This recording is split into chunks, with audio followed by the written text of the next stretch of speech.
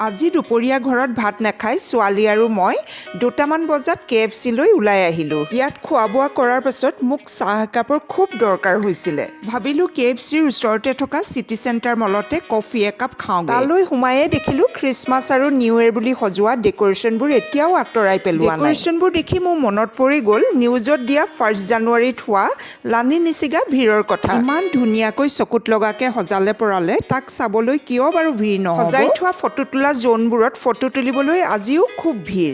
ময়ো ফটো কেইকপিমান তুলিবলৈ পিছ পৰি নাথাকিলোঁ। অৰ্ডাৰ কৰা কফি কাপ মুখত দিয়াৰ লগে লগে গাটো ফ্ৰেছ লাগি গ'ল। অলপ সময় বহাৰ পাছত তাৰ পৰা ওলাই আহি আকৌ ফটোৰ বাবে পজ দিলোঁ। ফটোৰ চখটো সৰু কালৰ পৰা আছে আৰু এতিয়াও এৰিব পৰা নাই। ছোৱালীৰ ফ্ৰেণ্ডৰ বাৰ্থডেত গিফ্ট দিবলৈ তাতে থকা জুৱেলাৰী দোকানত সোমালোঁ। ফিংগাৰ ৰিং এটা পচন্দ কৰি ঘৰ পালোঁ। ৰাতি দুইজনীয়ে ভাত নাখালোঁ।